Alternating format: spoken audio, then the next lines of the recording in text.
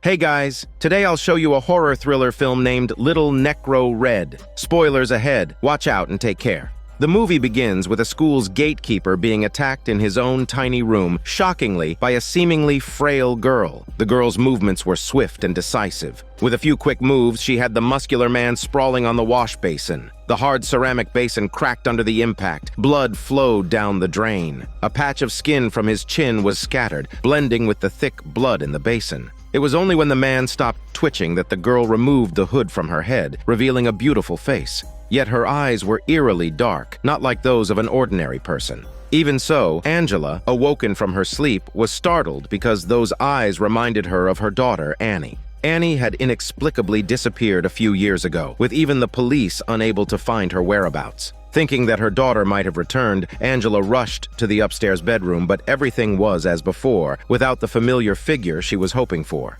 Because of her daughter's sudden disappearance, Angela had become paranoid. To ensure her home wouldn't be invaded, she installed the most advanced security system and even set a homemade trap at the door. After all of these, she dared to return to her room and took some sedatives. The medicine worked quickly, and Angela squatted in the corner of the room with a flashlight. As she gradually lost consciousness, her daughter's voice sounded again. Annie recounted how she was bullied by a classmate. That mean girl kept bad-mouthing Annie at school. Then, while the girl was live-streaming her cooking, a mysterious man broke into her house. He caught her off guard and pushed her down, then picked up a kitchen knife next to him and stabbed it into the girl's cheek. Thick blood gushed out of the wound instantly. The attacker was none other than the gatekeeper who had been killed earlier. At this moment, the man's eyes were pitch black. He coldly turned on the induction cooker next to him, heated up a flat-bottomed pot, and cut the greasy meat from the girl's face. Before leaving, he did not forget to show the fresh brain to the camera. The audience was discussing fervently, guessing whether it was real or not. For Angela, this nightmare was too shocking. She woke up from her sleep in horror, and the cold mechanical sound was sounding an alarm. Angela hurriedly went to the second floor, only to see the homemade trap on the ground. She carefully opened the door and noticed a puddle of fresh blood where the teddy bears used to be. Someone left a note saying they needed them, but who would break into the room just to take away 2 toys? Angela was increasingly fearful and anxious, yearning for companionship. She sent a text message to an old friend she hadn't seen in years. Her friend Diane was delighted to receive the message, as she recently received a commission from a famous journalist who felt that Annie's disappearance was not simple and wanted to know what other stories lay behind it. Now, getting close to Angela might provide more information. Upon seeing each other, the 2 friends didn't show too much affection. Diane followed Angela back to her place. The small house was full of tech devices. The reason for Angela's nervousness was that she recently felt like she was being followed. Although she couldn't yet determine if the stalker was male or female, Angela suspected that the person who broke into the room last night was the follower. They had taken away her daughter's favorite toy bear. However, Diane felt that the matter couldn't be so simple. With Angela's consent, Diane moved into the house. Meanwhile, on the outskirts of the city, several abandoned buildings housed a group of oddly dressed people. A boy, his face painted with a terrifying makeup, was tending to the wounds of a grotesque mutant in front of him. Due to the mutant's loss of both eyes, he had to rely on a monocle, which needed frequent cleaning. The sight of the process made people shudder, but the mutant seemed to feel no pain, not uttering a word. Perhaps his silence was also due to his inability to open his mouth, as his face was split in half and held together by wires at his chin. The boy had become accustomed to the sight, but the mutant's mother was even more shocking. The old woman's body was beginning to rot, with foul-smelling pus oozing from her wounds, causing the boy to cough incessantly. He seemed afraid of the old woman's anger, constantly explaining that he didn't mean to reject her. To convince her, he unhesitatingly wiped the pus from her body, but the maggots hidden in the wounds made the boy unable to bear it anymore. He turned his head and began to vomit. This action upset the old woman. She revealed a small hole in her neck, emitting a chilling whistle.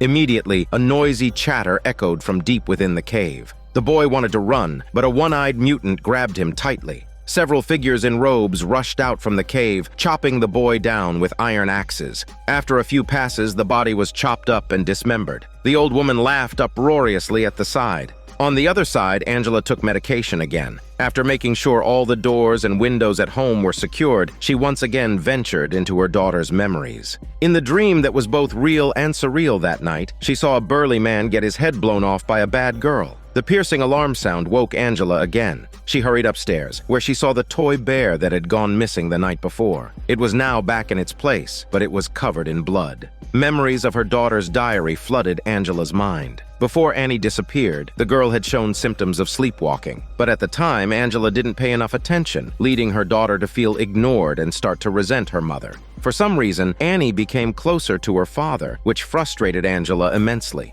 Meanwhile, Diane, who had just moved in, was on a call with the journalist. Truth be told, Angela didn't trust Diane today and was subconsciously avoiding contact with her. This had to do with the conflict between the two in the past. At that time, Diane was in a heated affair with a married man. At the man's insistence, Diane decisively left her friend at a time when Angela was at her most vulnerable. Now, Diane was filled with regret and was trying everything she could to mend their relationship. After a day of running around, Diane's car was running out of gas. To not delay the plans for the next day, she stopped at a gas station to refuel. The atmosphere around was eerily quiet. Suddenly, Diane had a bad feeling and quickly got into her car to leave. As she did, a woman covered in blood emerged from the shadows, trying to seek help. But the one-eyed mutant from the cave was standing right behind her. Diane had narrowly escaped death, and she returned home oblivious and went to sleep. In the middle of the night, a piercing alarm woke Diane. Seeing Angela sleeping soundly next to her, she got up to check upstairs. But as soon as Diane left, the woman in the bed opened her eyes. Diane didn't notice it. She closed the window that had been blown open by the wind, but didn't see the figure standing up behind her. This figure was possibly the one who had been stalking Angela. On the other side, the one-eyed mutant tossed the prey he had just brought back into the cave. In front of everyone, he tore open the woman's jaw. Blood flowed down her flesh to the ground. The old woman on the side poured the blood in the silver cup onto the bread. The one-eyed mutant brutally tore open the corpse, then he and his mother enjoyed the bread soaked in blood. After a night passed, Diane didn't hear any strange sounds anymore and slept till dawn. Angela was making breakfast. The two sat at the dining table and cleared up the misunderstandings from before. After breaking the ice, Angela asked Diane to tidy up her luggage. But while packing, Diane noticed the strange toys and the diary hidden in the small treasure box. Annie's alternative name, Little Red, was written on the red cover. Curious, she opened the book and saw childish but eerie drawings. Annie said in the diary that she received a call from an old Italian lady who claimed to be the leader of a religious group and told Annie that she suffered from an ancient disease, which is why she sleepwalked at night. Annie's father also had this strange disease, and his condition was much more severe. This forced him to leave his family so as not to harm Annie and her mother. This disease has been around for a long time, and the religious group has been trying to find a cure for generations. If Annie was willing, they could offer help.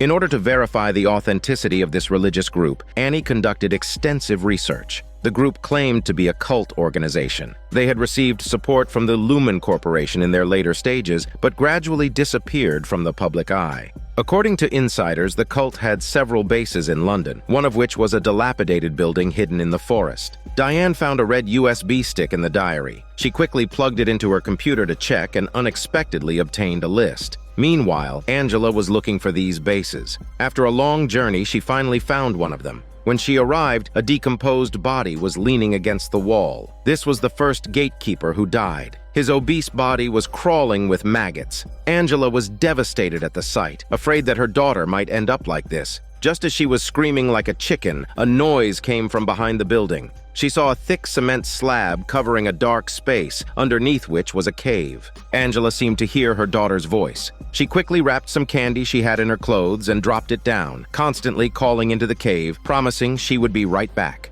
While Angela was not yet home, Diane told a journalist about finding the diary. The journalist, through technical analysis, found more information about the cult. As it turned out, the old lady as shown earlier was their cult leader, whom the members called Grandmother. The corporation behind this cult might have more significant issues. Diane was considering whether to tell her friend about this. However, the journalist believed Angela might be mentally ill. Maybe there was no one stalking her, and the strange things happening at home were caused by Angela during her episodes. The journalist warned Diane to be careful, as the people on the list were dying one after another. Perhaps someone was avenging Annie's disappearance, but her whereabouts were still unknown. The police had a new task. A murder had occurred at a remote mine. The bodies at the scene were unrecognizable. The brains of the two people had turned into mush. The police chief, however, was unfazed. He wasn't disgusted and was even able to enjoy a cigar. He instructed his men to send the case files directly to the general, and no one was allowed to interfere midway.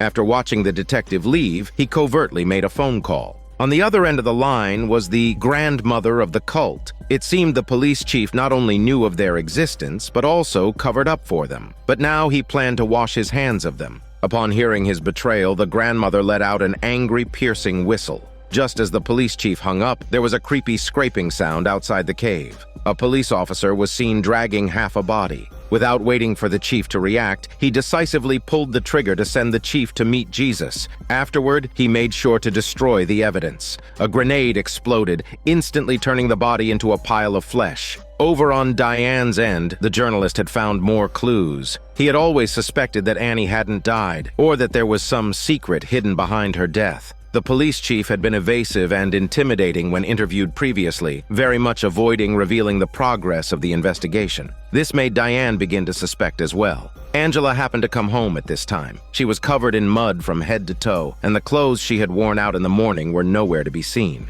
Diane, sharp as ever, questioned her friend, but Angela didn't tell her the truth. She hurriedly retreated to the bathroom, claiming she needed a shower. Diane could only continue to study the diary. In the last few pages of the notebook, she found a handwritten letter. It was a letter Annie had written to her father. Seeing her friend calm down, Diane brought out what she had discovered. She believed that Annie must have joined this cult group and was then manipulated into running away from home, but Angela seemed unconcerned. She knew Diane was going to call the police, but still drugged her friend's drink. Diane, unsuspecting, drank it and soon felt dizzy. Angela tossed Diane back onto the bed. Angela visited the ruins from the previous day once again, this time prepared. She tried to use a rope to pull her daughter up, but when she pulled the rope back, the other end was tied to the teddy bear that had disappeared earlier. There was no one at the bottom. She returned home in disbelief. Diane groggily woke up from her stupor. Seeing her friend so distraught, she tried to cheer her up, but Angela, unable to find her daughter, had completely broken down. She wanted her friend to end her life, but Diane was not willing to give up just yet.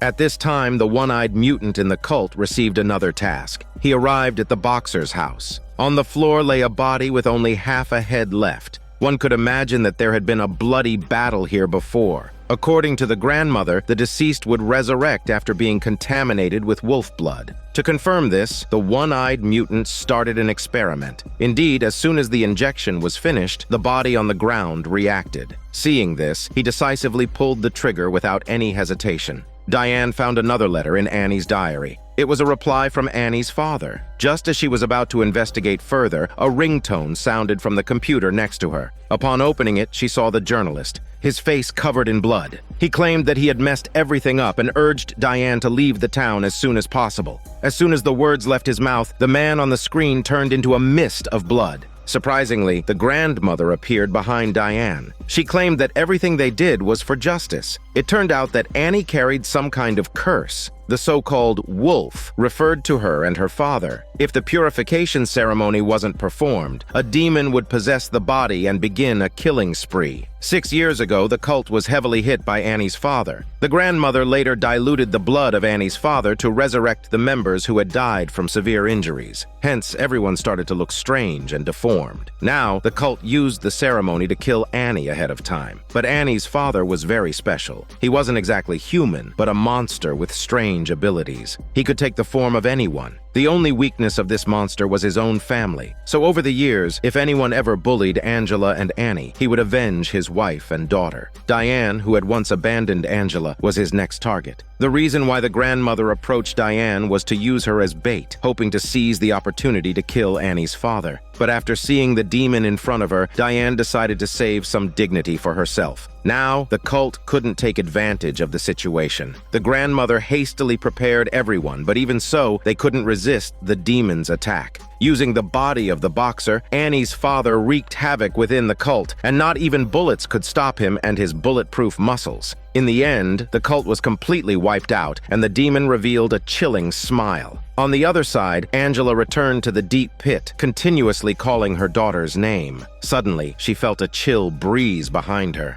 When she turned around, her long-lost daughter had indeed appeared. But the girl's pitch-black eyes seemed to tell that she was not Annie anymore, and the gatekeeper who died at the beginning of the film was possibly her doing. This is Daniel CC Movie Channel. Stay safe and enjoy your day.